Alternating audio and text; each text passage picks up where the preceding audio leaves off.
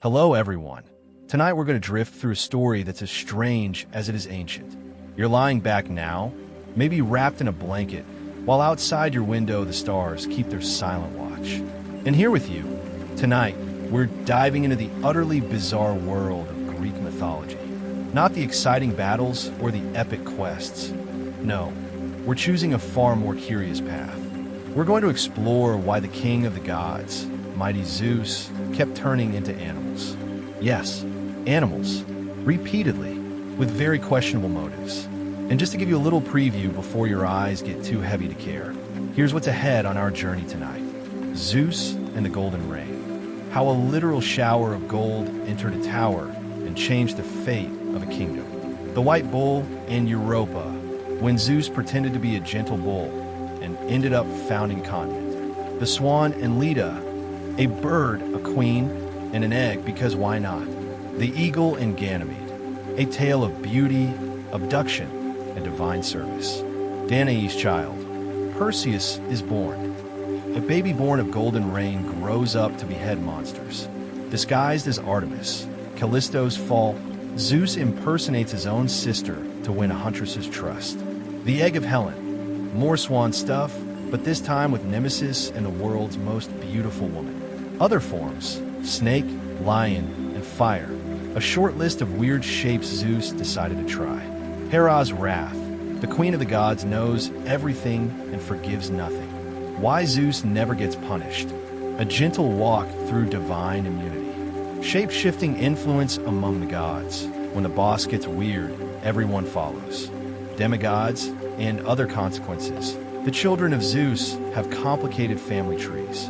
Scholars today, what was he thinking? How modern thinkers try to explain mythological nonsense. If Zeus lived now, a thought experiment with Tesla cars and Twitter accounts. The final question, power, consent, and myth, quiet reflections on old stories with modern eyes. So, before you get too comfortable, take a moment to like the video and subscribe, but only if you actually enjoy what I do here. And in the comments, let me know where you're watching from and what time is right now. Now, turn off the lights, maybe switch on a fan for some gentle noise, and let's begin tonight's journey. You walk through a quiet forest that seems to hum with a very old kind of magic. Somewhere above the treetops, the sky is still tinted with a gold-tinged twilight, as if something divine had recently passed through. The leaves rustle, but there's no wind. You keep walking. We begin with one of the strangest stories of all. It starts in a tower, a lonely one. No windows, no doors, and certainly no boyfriend allowed. Inside is a girl named Danaë, locked up by her paranoid father, who'd heard a prophecy. A very inconvenient prophecy. In fact, something about Danaë's future son killing him. So, naturally, like any good ancient king, he decided the solution was to hide his daughter away in a sealed chamber made entirely of bronze. Classic overreaction. But you see, when you're God, walls don't matter. Zeus looked down from Olympus, spotted the lonely girl, and decided, well, why not? But instead of bursting through the ceiling like a thunderbolt or showing up in his usual kingly glow, he opted for something different. He became gold, not metaphorically, literally. A shimmering shower of gold that slipped down through a crack in the ceiling and filled the air with golden dust. Somehow, historians still debate the exact logistics of this. Zeus as gold impregnated Danaë. That's not even a euphemism. That is what the ancient texts say, more or less. The result? Perseus. Yes, that Perseus, the hero who would later kill Medusa, rescue Andromeda, and accidentally fulfill that pesky prophecy by hitting his grandfather in the head with a discus. Family reunions were awkward even back then. But let's not get ahead of ourselves. At this point, Danaë is still locked in her bronze room, blinking in disbelief as golden dust settles on her skin. And you, lying there in your bed, might also be blinking slowly, trying to figure out how this made any kind of sense. It doesn't. That's the point. Because Greek mythology isn't here to make sense. It's here to whisper stories at the edge of reason, just as you drift off. And this was only the beginning of Zeus's animal antics. Why stop at gold when you can become a bull? But we'll get there in the next part.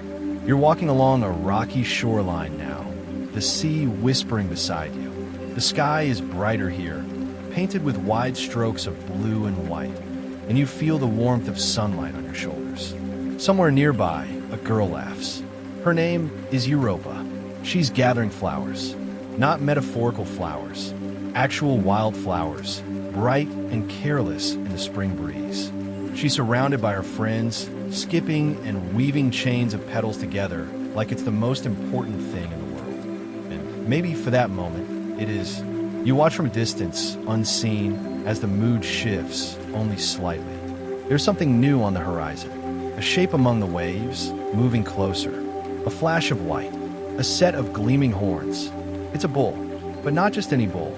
This one is pure white, unnaturally beautiful. His coat shines like polished marble in the sun. He walks without sound, and despite his size, he seems gentle. Europa sees him. Everyone does, but it's only Europa who walks toward him. She laughs, touches his flank, and because she's a teenager and this is mythology, she climbs on his back. Why not? At first, the bull stands calmly. Then slowly, so slowly no one realizes until it's too late, he begins to walk, then run, then charge straight into the sea. Europa screams, but the bull doesn't stop. He's swimming now, powerful legs cutting through the water. The friends on shore become small as dots. The land fades behind her. There's no going back, because the bull is Zeus. This is one of his most famous transformations. According to the myth, he carried Europa across the sea all the way to Crete, where he revealed his true form and, unsurprisingly, declared his divine affection, as one does after a dramatic kidnapping. There's no record of Europa's precise reaction. Ancient myths rarely care how the women feel, but we do know she stayed. In fact, she had 3 sons by Zeus, including Minos, who would later become king of Crete and build the legendary labyrinth. So yes, Europa got a continent named after her. But that probably wasn't the trade-off she imagined when she picked flowers that morning. And you might wonder, why a bull? Historians are still debating that one. Some suggest it's symbolic, bulls representing strength, fertility, or power. Others argue it reflects older Minoan rituals that involved bull leaping, or even that the story itself was stitched together from coastal myths about seafaring invaders. But maybe, just maybe, Zeus just liked the drama of it. And he really loved animals. Not in the way you might hope. You pause now, sitting by the water's edge in your mind. The waves are slow. The story is wild. And yet, there's a strange calm in knowing how absurd these myths are. How larger than life they had to be just to stick. Because even the most powerful god on Mount Olympus, with lightning in his fist, apparently had to keep inventing new ways to approach women. Disguises, deceptions, animal acts, and the bull, that was only the beginning, because next, he's going to try feathers. But for now, stay here a moment longer. Listen to the sea. Feel the breeze. We'll get to the swans soon enough. Word count, 1049. Awaiting continue. Bandanoi? Continue. Danoi? Part 3. You're in a quiet grove now, where a lake lies still as glass and the reeds shiver even without wind. Everything feels hushed, suspended. The surface of the water reflects a pale sky and a white shape gliding silently across it. It's a swan, graceful, slow, almost too perfect to be real. And it isn't. The swan is Zeus. Yes, again, different animal. Same god, same problem. This time he's found Leda. Leda is the queen of Sparta, married to King Tyndareus, and, according to many versions of the myth, so lovely that even gods take notice. But Zeus doesn't descend in a blaze of glory or storm the palace gates. That would be too simple. No, he arrives in the form of a terrified, trembling swan being chased through the sky. The pursuer? Possibly an eagle, possibly just Zeus playing all the parts. It depends on the version you hear. Either way, Leda is out walking by the river when the swan lands at her feet, flapping wildly and pressing itself against her. She picks it up, cradles it even. She tries to calm the poor creature, because who wouldn't? It's a bird in distress. Except it's not. It's the king of the gods. You lie there now, and maybe you're wondering why Zeus keeps doing this. Why the need for disguises? Why the animals? Why not just ask nicely, or better yet, leave these women alone? It's a good question. One scholar still debate today. Some say the myths are symbolic, representing how divine forces interact with mortals in abstract, often intrusive ways. Others think the stories were coded ways to talk about power dynamics, control, and fate. But let's be honest, ancient Greek myths didn't always aim for moral clarity. Back to Leda. What happens next depends on which poet you ask. Some say Zeus and Leda lie together that day. Some say she also spends the night with her human husband. Either way, she ends up laying 2 eggs. Go ahead, let that image settle in. From one egg comes Helen, the future face that will launch 1,000 ships. From the other, Castor and Pollux, the famous twin brothers, one mortal, one divine. Or sometimes they're both divine, or maybe neither. It's flexible. The important thing is, the swan visit resulted in an egg-laying queen of Sparta, who hatched some of the most important figures in Greek myth. And you're floating now with the swan on the lake. Its wings fold in, its breath slow and steady.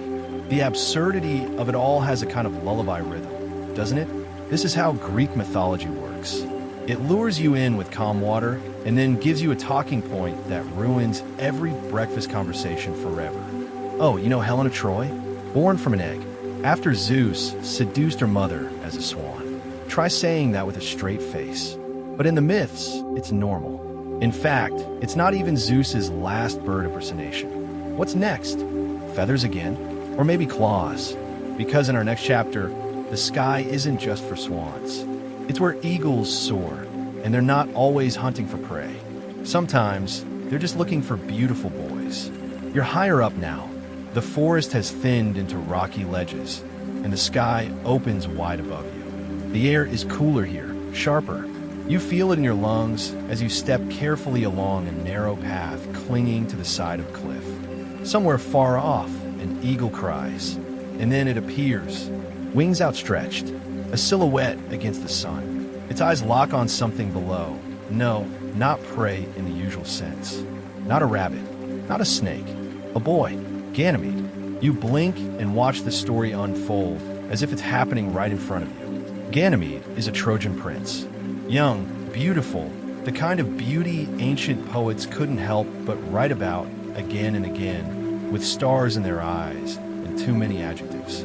He's tending sheep, just a normal day on the plains of Troy, until a shadow falls over him, and the wind lifts in a sudden gust, and down comes Zeus, as an eagle. A massive, majestic, terrifying eagle with talons that glint like polished bronze. There is no conversation, no warning. One moment Ganymede is standing barefoot in the grass. The next, he's being lifted into the sky. You look up now, too, following the arc of wings that slice across the clouds. The boy doesn't struggle, at least, not in the versions of the myth that have survived. Some say he accepted it with divine grace. Others hint at a quieter heartbreak beneath the surface. Because Zeus wasn't just collecting servants. He wanted companionship, and so Ganymede, plucked from the earth, taken from his home, was brought to Mount Olympus and made cupbearer of the gods. That's right, eternal wine server to immortals. Quite the career pivot. But he was more than that. Ganymede was beloved. So beloved, in fact, that Hera, the ever-suspicious queen, was livid, not just because of Zeus's usual wandering attention, but because Ganymede wasn't a woman. This was a step beyond the usual betrayals. So what did Zeus do? He doubled down, to make Ganymede immortal, to place him in the stars. He turned him into the constellation Aquarius, the water-bearer. Look up on a clear night, and he's still there, pouring endlessly from his jar. And here's where it gets weird. Okay. More weird. Some versions of the myth say that in compensation for taking Ganymede, Zeus gave Troy a set of divine horses. You know, like a sorry I stole your son bouquet, but with hooves. Academic debate? Oh yes. Scholars argue whether this story was meant to justify social customs around mentorship in ancient Greece or whether it's simply a celestial myth explaining constellations. Was Ganymede a symbol? A real boy? A stand-in for something else entirely? You watch now as the eagle circles one last time, fading into the clouds, leaving the plains below strangely quiet. And you wonder, perhaps, about Olympus. What would it be like to pour nectar into golden goblets, to live forever at the whims of gods with no clocks and endless appetites? No bedtime, no morning after, just eternity. There's a stillness in that idea. Heavy, soft, like clouds wrapping around you. But don't get too comfortable yet, because the golden rain and the white bull and the feathered seduction, those were just acts 1 through 3. Next comes a child, a hero, a prophecy fulfilled with a thud. And it all starts in a locked room again. You find yourself back in a chamber, bronze walls stretching high above you, light flickering faintly through narrow slits in metal. The air is warm here, humming with memory. Dust glows in golden beams, swirling slowly, as if it remembers something extraordinary happened long ago. Danaë is here again, but she's not alone, because now she's holding a child, a boy named Perseus, born not from a royal marriage or a noble romance, but from that strange, shining encounter with Zeus, the one where the god poured himself down from the sky in the form of golden rain. You remember that part. It was weird. It still is. But there's no denying the child in her arms is something special. The baby has bright eyes, already alert, already fierce. Danaë sings to him softly, surrounded by metal and silence. She knows she can't stay hidden forever. And she's right, because when her father, King Acrisius, finds out she has a child, well, let's just say he doesn't send a gift basket.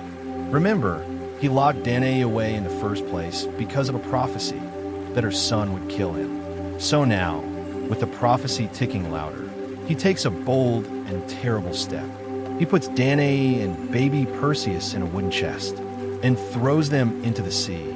You imagine the waves now, dark and restless, rising around the floating box. Inside, Danaë curls around her son, humming lullabies over the crash of surf, whispering stories to keep herself awake.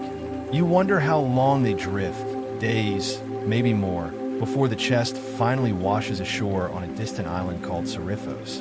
It's a new beginning. They're rescued by a kind fisherman named Dictys, who takes them in and raises Perseus like his own son. Time passes. The boy grows strong, brave, handsome, of course. This is Greek myth, after all.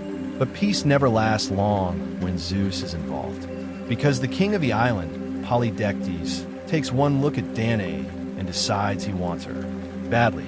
She's not interested, naturally. So he hatches a plan to get her son out of the way. Polydectes tells Perseus he must bring him the head of Medusa. You blink. Wait, what? Yes, the actual Medusa. Snake hair, petrifying gaze, turns you to stone if you look directly at her. That Medusa, it's a suicide mission, and everyone knows it. But Perseus says yes. Maybe to protect his mother. Maybe out of pride. Maybe because heroes in myths rarely get to say no. And so, the child born from golden rain becomes the slayer of monsters. But that's another chapter. What matters now is this. Zeus set things in motion with a trick of light and divine sparkle. And the result wasn't just one more notch on his godly belt. It was Perseus, a demigod, a legend, a future constellation, just like Ganymede. You lie back and breathe. The story swirls like waves. You see the wooden chest bobbing across a midnight ocean, a mother's song echoing inside. You see the baby grow, lift a sword, defy kings. And somewhere, far above, Zeus watches. Maybe smug, maybe proud, maybe already plotting his next animal act. Because this isn't the last time he'll go sneaking around in disguise. And in the next story, it's not just deception. It's impersonation of his own sister. The air changes again. You're deep in the woods now, thick with pine and cool shade. Birds call in the distance, and somewhere ahead, twigs snap under the quiet tread of someone moving fast, silent, purposeful. You creep closer, leaves soft beneath your feet. You see her, Callisto, a huntress, young, fierce, loyal. She moves like an arrow, straight-backed and sure-footed. She's part of Artemis's sacred circle, a band of maidens who have sworn off marriage, men, and distractions. Their lives are devoted to the wild, the bow, and the goddess. But you know what's coming, because Zeus never met a boundary he didn't want to cross. And this time, he doesn't take the form of an animal. Not yet. He does something far more unsettling. He becomes Artemis. Yes, his own sister, goddess of the moon and the hunt, protector of maidens. Zeus doesn't just imitate her presence. He copies her form, her voice, her stride. He becomes her. You walk through this strange deception now. You see Callisto resting beside a stream, washing her hands, wiping sweat from her brow. She hears footsteps. She looks up, and she sees her goddess. Only it isn't. It's Zeus. What happens next depends on the version. Some say he gently embraces her, whispering comfort. Others say he's more forceful, using Artemis's image to get what he wants. Either way, the result is the same. Callisto becomes pregnant, and when Artemis finds out, she's furious. Not at Zeus. That'll make sense. No, her anger falls squarely on Callisto, because that's how these stories go. The men, gods or not, rarely face consequences. But the women? Always. Callisto is cast out from the huntresses, banished, alone, her belly swelling, her life unraveling. You sit by the stream now, watching water ripple around stones. Callisto doesn't cry. Not at first. She hides. She runs. She gives birth to a son, Arcas. But that's not the end. Years pass. One day, Arcas, grown and strong, nearly kills a bear while hunting. What he doesn't know is that the bear is his mother, Callisto, transformed by either Hera in jealousy or Artemis in rage, depending on who you ask. The gods, in their rare moment of mercy, intervene. To avoid tragedy, Zeus places them both in the sky. Mother and son become constellations, Ursa Major and Ursa Minor, the big bear and the little bear, eternal, distant, glowing in the northern night. And that's where you find yourself now. Not in the forest, but above it, drifting through stars, quiet and cold. You see the shapes they form. You trace them with your eyes. A mother, punished for trust. A son, unaware of the trap. And a god, playing dress-up. Academic debate? You bet. Scholars argue whether this story was about divine power, gender boundaries, or just an ancient way to explain star patterns. Some even believe it began as a cautionary tale. Don't trust appearances. Don't leave the circle of safety. Don't stray. But all you feel now is the strange peace of night. The stars turn slowly above you, and somewhere in the dark, a bear walks the sky, endlessly circling. And you know Zeus isn't done. He has one more swan trick left. But this time, it leads to the birth of a girl so beautiful. Her name becomes the spark for an entire war. You're drifting now along a long, quiet road under twilight skies. The horizon is tinged with a strange color, somewhere between dream and dusk. The trees on either side lean in like they know what's coming next. And what's coming is yet another swan. Yes, again, you sigh softly, because of course it's Zeus. Of course he's in bird form. But this time, the story spirals into something even stranger. You arrive at the edge of garden. There's a woman there, tall, elegant, radiant in a way that legends tend to remember long after facts have faded. Her name is Nemesis. She's not a lover or a victim. Not easily, anyway. She's the goddess of retribution, of balance. The one who brings justice when the scales tip too far. But Zeus wants her. Desire, again, drives his transformation. So he turns into a swan, once more flapping and frantic, pretending to flee a predator, sometimes an eagle, sometimes a storm. He crashes into Nemesis's arms, trembling and soft. She resists. Of course she does. She runs. But Zeus is relentless. He changes forms repeatedly, chasing her across land and sky. She becomes a fish, he becomes a fisherman. She turns into a goose, he becomes a gander. A wolf, he becomes a lion. It's a divine, shape-shifting chase, one that stretches the imagination and frustrates every telling of the myth. Eventually, she's exhausted, and somehow, through tricks, persistence, or divine manipulation, Zeus catches her. What follows is vague and uncomfortable, as it always is when mythology leans into power and balance. But here's where things take an unexpected turn. Nemesis lays an egg. Yes, again with the egg. She doesn't keep it. She hands it off to a shepherd in some versions, or directly to Queen Leda. Yes, the same Leda you met 2 parts ago. Either way, the egg ends up in Leda's care, and from it hatches Helen. Helen of Troy, the most beautiful woman in the world. The woman whose face would launch 1,000 ships. The woman who becomes the cause, or at least the excuse for the Trojan War. Born, technically, from swan. Sort of. You sit with this strange detail now. A bird, a chase, a goddess, an egg, and somehow, from all that divine absurdity, the gears of war begin to turn. Slowly at first, like storm clouds rolling across the sea. Because Helen isn't just a person in myth. She's a spark, a symbol, a story inside a story. And this myth, this version of her origin, is one of the more surreal. Some say it was all metaphor, some that it was dream logic passed down through oral tradition. Others think it reflects ancient views of divine fate, that the gods meddled in the world not just for lust, but to stir destiny itself. You lie back now in that twilight garden, staring up into branches tinged with silver moonlight. You imagine an egg resting in a woven nest of straw, pulsing faintly with potential. You imagine a baby girl, eyes too bright, beauty too much, growing up with threads of war already wrapped around her shoulders. And Zeus? By now, he's probably already dreaming of his next transformation. But we're not going to chase him just yet. Because in the next chapter, we step back and look at the whole menagerie. The animals he became, and the strange, sometimes hilarious, sometimes disturbing collection of disguises he never quite stopped trying. You're standing at the edge of a menagerie, not a real one. No cages, no gates, but a shifting, shimmering field where creatures blur and morph under a strange light. Wings become hooves, scales give way to fur, fire turns into feathers. You blink and recognize the pattern. They're all Zeus. You didn't think he stopped at bulls and swans, did you? Tonight, the king of Olympus unveils his full catalog of creature cosplay. And it's something. Let's start with the serpent.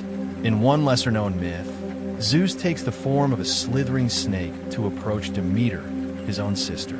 Depending on the version, this results in the birth of Persephone, goddess of the underworld. That's right, the same Persephone who later gets abducted by Hades. Apparently, familial boundaries were more of a suggestion on Mount Olympus. And why a snake? Maybe symbolic. Snakes often represent renewal, secrecy, or transformation. Or maybe he was just running out of feathers and hooves. Hard to say. Next comes the lion. This form pops up in various poetic fragments. Zeus roaring onto the scene in golden mane and claw, terrifying and magnificent. Sometimes he takes this form to instill awe, sometimes to test mortals. In one strange tale, he uses the lion form to impersonate a rival god and win over a mortal queen. She wasn't impressed, apparently, but that didn't stop him from trying. Then there's the flame. Yes, Zeus once turned into literal fire to seduce Aegina, daughter of the river god Asopus. He came to her as a flame in the dark, dancing in her chamber, flickering like passion itself. A bit dramatic? Sure, but very on brand. And those are just the ones with names.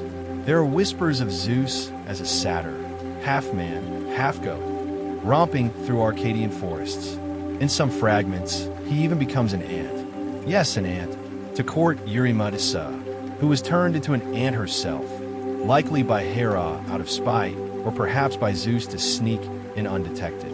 It's one of the weirder stories, and that's saying something. You're probably wondering, why all the disguises? Well, scholars have plenty of theories. One camp believes the animal forms reflect ancient rituals, where gods merged with beasts, symbolizing the raw forces of nature.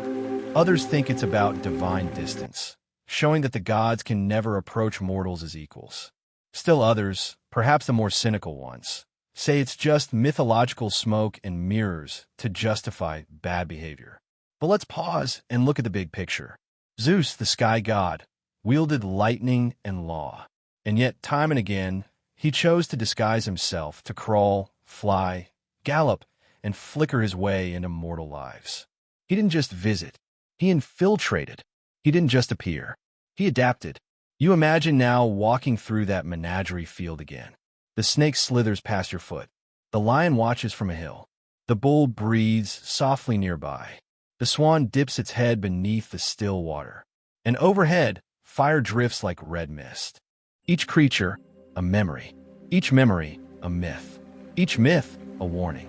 Because the animals may be majestic, but the intent behind them is rarely innocent. You feel it now, the edge of unease under the lullaby rhythm of the stories. These are tales told for centuries, carved into pottery and whispered beside hearths. But they always carry weight. Shadows. Still, you're not quite ready to leave the menagerie. Not yet, because someone else is watching from outside the fence. And her name is Hera, and she's had enough. You step into heavier air now, thick with silence and tension, as if the clouds themselves are holding their breath. The colors around you deepen. What was once golden and glowing now turns to a cold blue hue, edged in steel. This is Hera's domain, queen of Olympus, goddess of marriage and family. The one figure in all of Zeus's escapades who never changes form, never disappears, never forgets. She knows everything. You walk beside her now, not too close. She stands tall, robed in power, with eyes that have seen every trick, every transformation, every animal disguise, every golden rain, every swan and serpent and bull. And she is not amused. In myth after myth, Hera reacts. Not with thunder. Zeus has plenty of that, but with strategy, with vengeance. But it's almost never aimed directly at Zeus. No, she takes her wrath out on the women, the victims, the unlucky ones who caught her husband's wandering gaze. It's unjust, you think, as you watch her from a quiet distance. But it's also ancient. These myths were told in a world where gods reflected human flaws, and Hera's fury is part of the cycle. Take Io, for instance. Io was a priestess of Hera's. When Zeus came for her, surprise, as a cloud, he transformed her into a cow to hide the affair. Hera, of course, saw right through it. She demanded the cow as a gift. Zeus gave in, pretending nothing was odd about presenting his wife with a wide-eyed, mooing lover. Hera chained Io to a tree and appointed Argus, a giant with 100 eyes, to watch her. When Zeus sent Hermes to rescue Io, Hera responded by planting Argus's many eyes on the tail of the peacock, her sacred bird. That's why peacocks shimmer with so many eyes even now, the myth says. Io wandered the earth for years, still a cow, stung endlessly by a gadfly Hera sent to torment her. You hear her hooves now, soft in the dirt, tired, lonely. Then there's Semele, a mortal woman, tricked by Hera into asking Zeus to reveal his true form. He did. His full godhood exploded like lightning, and she died instantly. Hera didn't lay a finger on her, technically, but she knew what would happen. And what of Lamia, a once beautiful queen who bore Zeus children, only to have Hera kill them all? Afterward, Hera cursed Lamia so that she could never close her eyes, forcing her to see their faces forever. In her madness, she became a monster. Over and over it happens. Hera waits, watches, strikes. Not because she's cruel, not entirely, but because she's trapped in a myth that never lets her leave. Her marriage is eternal. Her husband is unfaithful. Her power is real, but confined. And yet, she endures. You sit beside her now, watching peacocks rustle in the underbrush, their tails catching moonlight. Hera doesn't speak. She doesn't need to. Her silence says enough. And above you, Olympus looms, too high, too cold. A palace where the gods play out stories with mortals as pieces. You think of how often Hera has cleaned up the messes Zeus leaves behind, or how often she simply turns her gaze and lets the cycle continue. Because what else can she do? The gods, like the stars, don't change course easily. And speaking of unchanging patterns, have you noticed that Zeus never faces real consequences? No matter how many animals he becomes, No matter how many lives he disturbs, he's always back on his throne, lightning bolt in hand. Maybe it's time we talked about that, because in the next part, we ask the question no one dared to put into him. Why does Zeus always get away with it? You're climbing now. The air thins with every step, and the clouds drift low around your feet like spilled milk on marble floors. Olympus rises above you, silent, brilliant, indifferent. The palace of the gods gleams in impossible light. You walk its corridors in your mind, where the walls are carved from pure sky, and every breath echoes with divine authority. This is Zeus's kingdom, and tonight we're going to ask something dangerous. Why does he never get punished? You pause at the threshold of his great hall, half expecting lightning, but there's only quiet. Golden columns rise around you. The throne of Zeus is empty for now, but you can feel his presence hanging in the air like distant thunder. We've seen the disguises, the animals, the chaos he leaves in his wake, the broken hearts, the cursed women, the confused children, and through it all, Zeus walks untouched. Why? Let's start with the obvious. He's the king, not metaphorically, literally. In the Greek pantheon, Zeus is not just a powerful figure. He's the figure, the lawmaker, the judge, the wielder of divine authority. It's hard to punish someone when they are the system. If Zeus throws a thunderbolt at someone, that's divine justice. If he turns into a goose and crashes someone's wedding, that's mythology. No accountability, no courtroom, no consequences. You pass a hall now filled with statues, demigods, heroes, monsters, mortals, all whose lives twisted because Zeus made a decision, or had an impulse, or got bored. And yet, he remains in the background of every story, like a mountain that doesn't move. Some scholars believe that ancient societies didn't necessarily want moral gods. They wanted powerful ones. Zeus wasn't meant to be good. He was meant to be strong, inevitable, a sky-wide reminder that fate and desire could strike without warning. Others argue that myths like these taught people to live cautiously. Don't get too close to power, don't trust appearances, and never assume justice means fairness. Still others think Zeus's behavior reflected the dynamics of patriarchal society. That in myth, as in life, those with the most power often face the fewest consequences. But here's something even stranger. Zeus punishes others for doing what he does. Prometheus gave fire to mortals, chained to a rock for eternity. Sisyphus cheated death, eternal boulder duty. But Zeus can lie, seduce, transform, kidnap, manipulate, and nothing happens. You walk into the throne room now. It's empty, but the walls flicker with lightning. You imagine him here, robed in clouds, scepter in hand, looking smug. Do the other gods fear him? Probably. Challenge him? Rarely. Even Hera, his equal in divinity, must maneuver through shadows and indirect vengeance. Poseidon grumbles. Hades sulks, but none dethrone him. Immortals?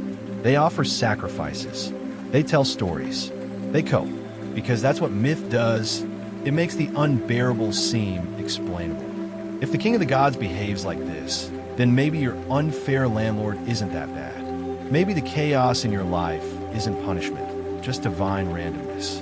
You sit now on the steps of his throne. The marble is cold beneath you. Above, a fresco shows Zeus casting thunderbolts, surrounded by animals, bulls, swans, eagles, all smiling like masks. No schelm, no remorse, just the wind in high places. But something inside you wonders, what if the stories had gone differently? What if someone said no? What if the myths were rewritten with accountability, justice, and balance? Maybe we'll never know, because in the next part, we leave the throne behind and look at the ripple effect. Zeus's transformations inspired others, gods who learned to wear masks, to play roles, to meddle in mortal lives with shifting forms and flexible rules. The king may never be punished, but his example, it spreads. You're walking through reflections now. Not mirrors, but polished surfaces, pools, obsidian, old bronze shields. Everywhere you look, faces flicker and shift. A man becomes a deer.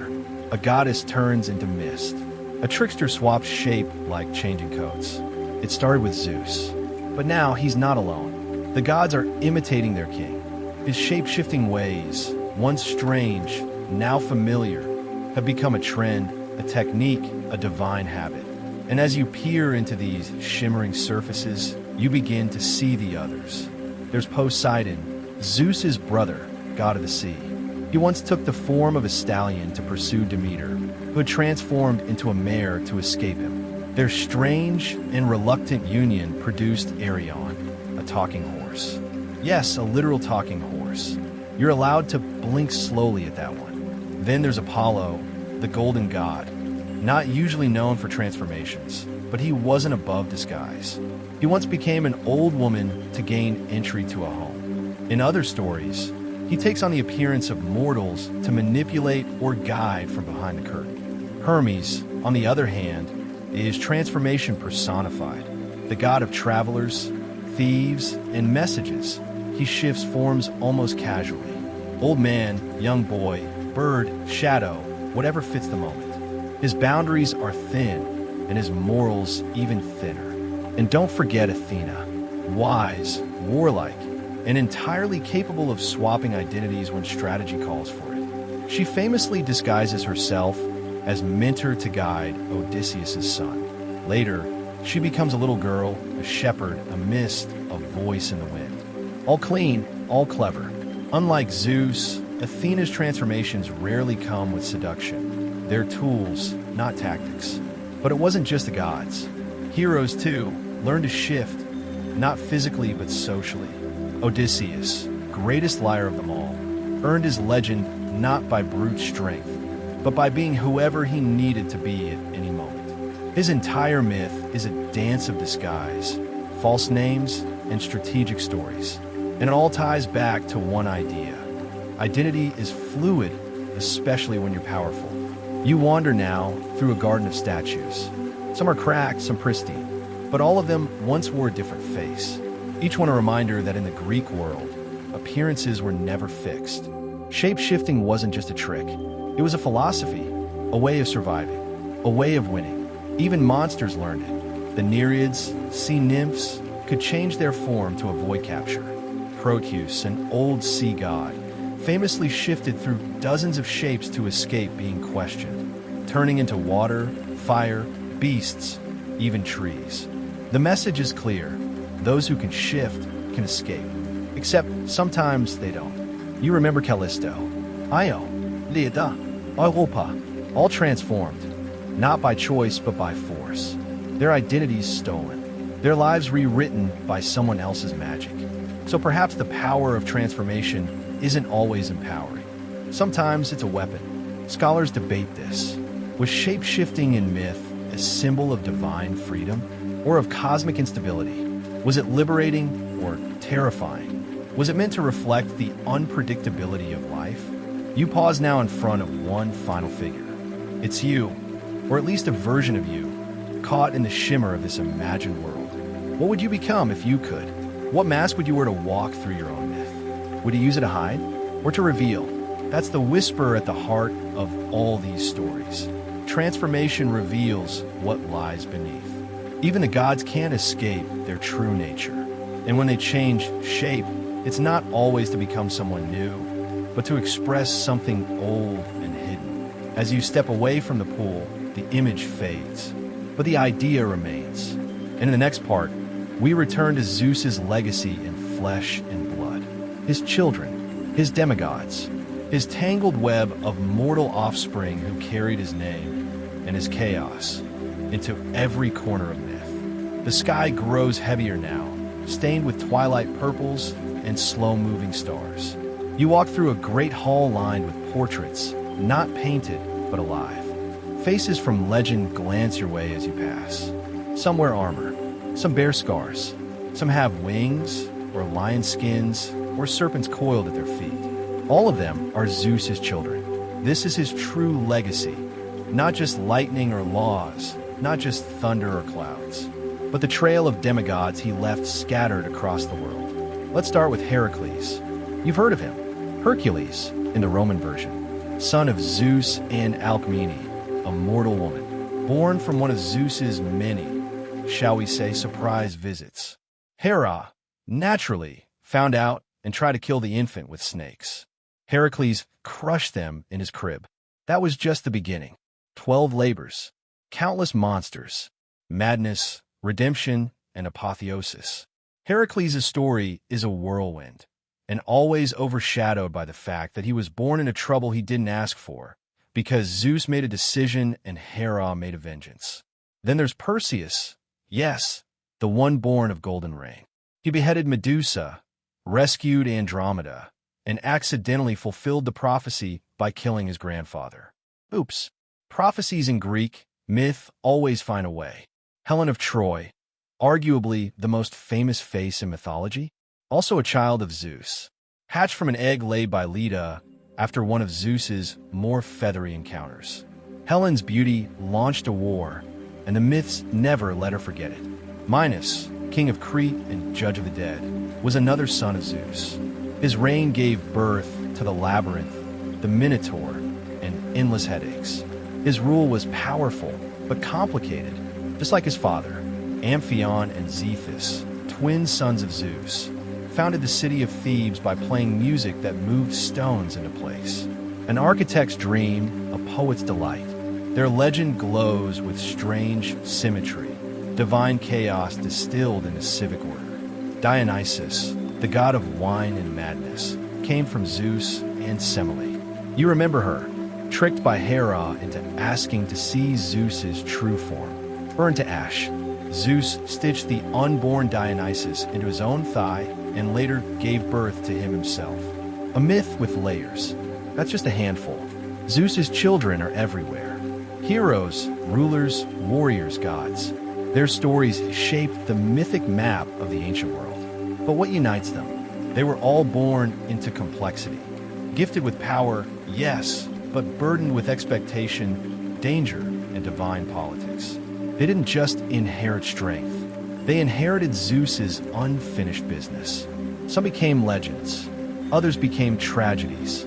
And all of them walked through the world carrying a question they could never quite shake. Was I born for greatness? Or was I just a consequence of someone else's desire? You pause now in front of one more figure. A young man sitting on a hillside, staring up at the stars. He doesn't know yet who he is. He hasn't heard the prophecy. He hasn't picked up the sword. But Zeus already made a choice. And so the story begins. Academic discussions around Zeus's demigods range from admiration to unease. Some see them as symbols of divine human connection, bridges between worlds. Others see them as collateral damage in a divine drama with no off switch. You walk through the Hall of Faces quieter now, because each story whispers the same thing. Power without restraint echoes through generations. And while Zeus remains untouched on his cloud-high throne, his children live and bleed in the world below. But not everyone sees him as a villain. In the next chapter, we step into modern minds. What do today's scholars, readers, and dreamers think about Zeus's animal obsessions and mythic meddling? Have we forgiven him, or just learned to read him differently? The world around you shifts again, not to marble halls or wooded glades, but into something more familiar. Soft electric light, pages rustling in university libraries, quiet coffee shops where people read mythology textbooks with underlined passages and too many sticky notes. Lecture halls where someone at the front says, "Let's talk about Zeus." You sit in the back row, invisible, watching as modern minds attempt to unravel ancient chaos. Because for all the thunder and transformation, all the animal disguises and divine affairs, people still care, still study, still argue, still ask, what was Zeus really about? One group of scholars leans into symbolism. They say Zeus's shifting forms, bull, swan, snake, fire, aren't about seduction or deception. They're metaphors. The bull is fertility. The swan is beauty. The eagle is divine power. Zeus becomes not just an animal, but an idea. To them, the myths are coded messages, cultural memory wrapped in fantasy. The animal disguises are ways for ancient people to process fear, love, danger, and awe. Zeus's actions, while disturbing on the surface, were vehicles for storytelling in a world without psychology or cinema. Another school of thought says no, don't sanitize him. They take the myths at face value. Zeus was a predator with a lightning bolt. His transformations were tactics. His seductions, manipulations. They view the stories through a modern lens, examining power, consent, and gender roles in a world where the divine operated like an untouchable monarchy.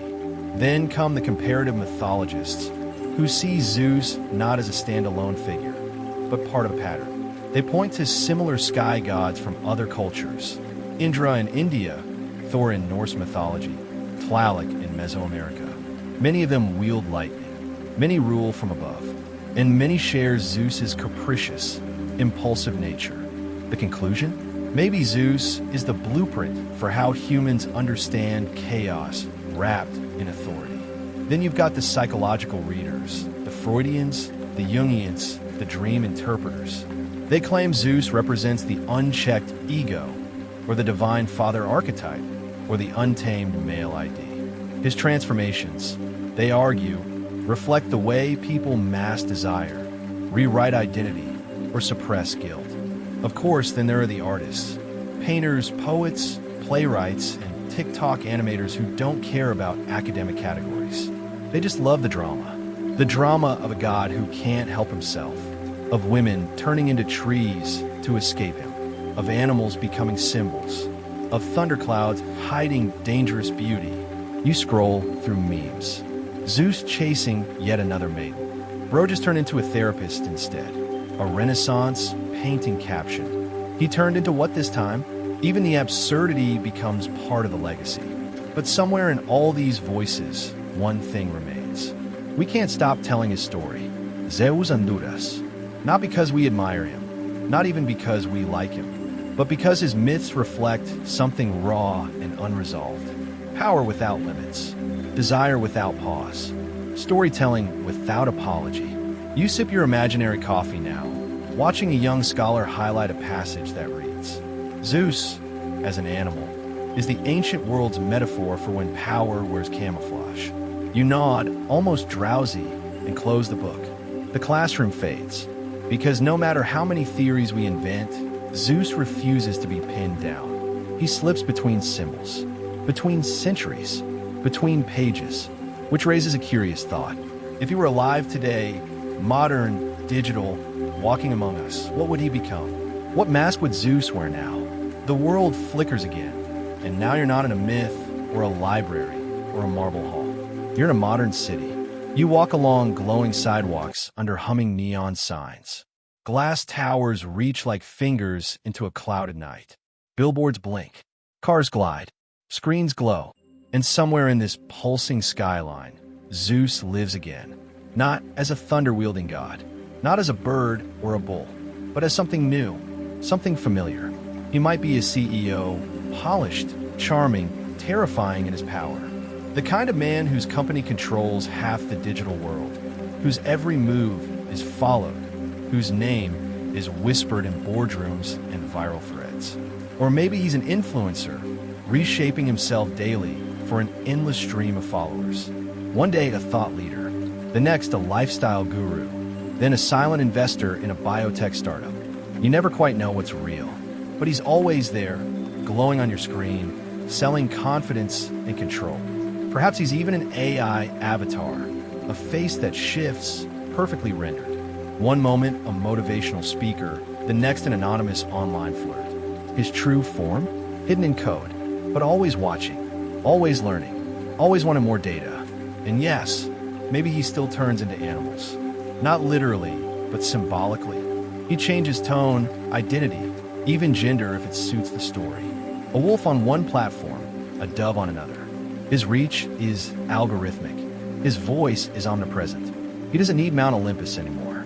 He's in your pocket, your inbox, your subconscious. And what about Hera?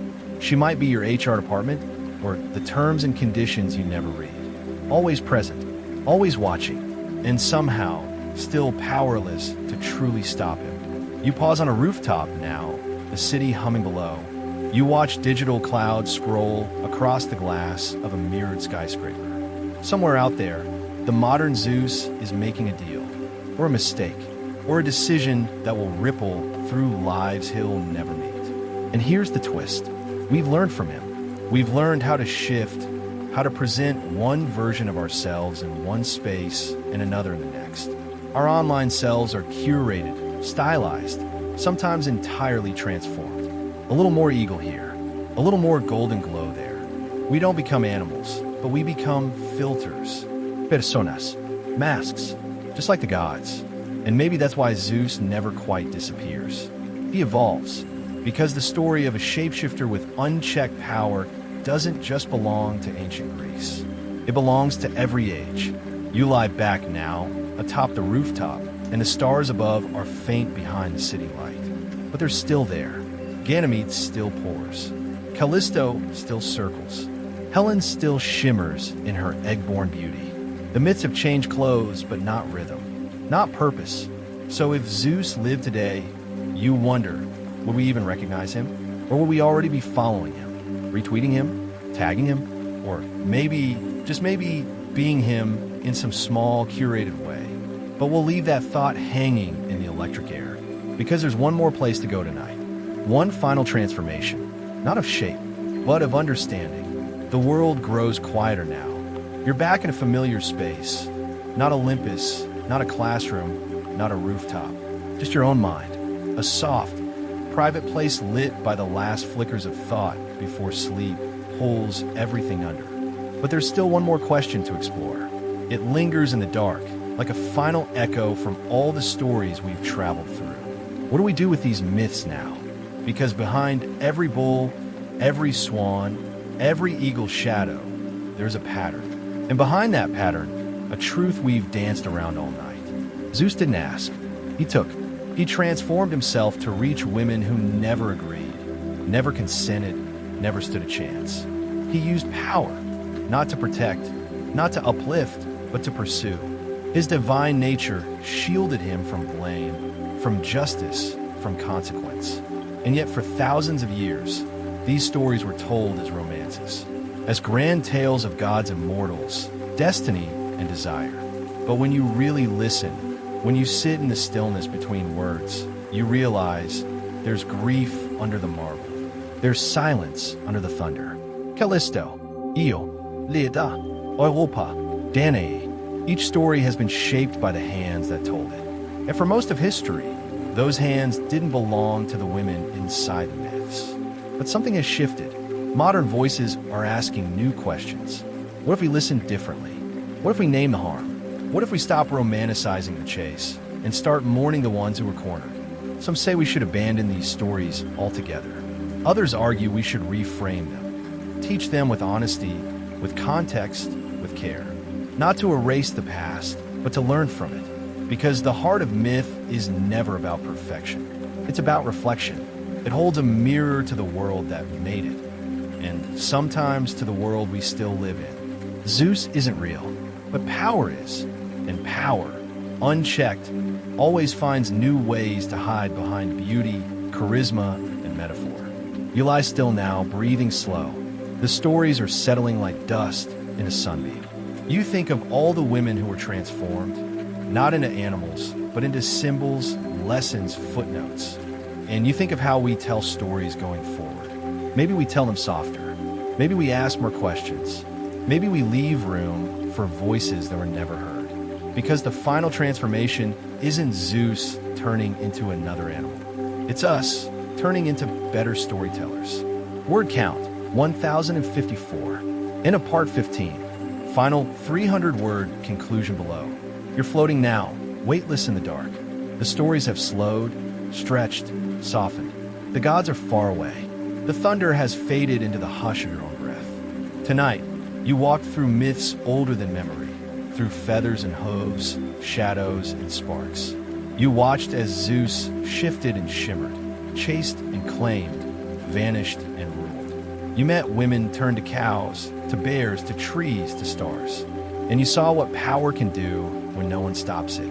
But you also saw something else, how myths change over time. How what once felt like glory now feels like warning. How the laughter in old tales can carry sorrow underneath. That's the magic of stories told in the dark.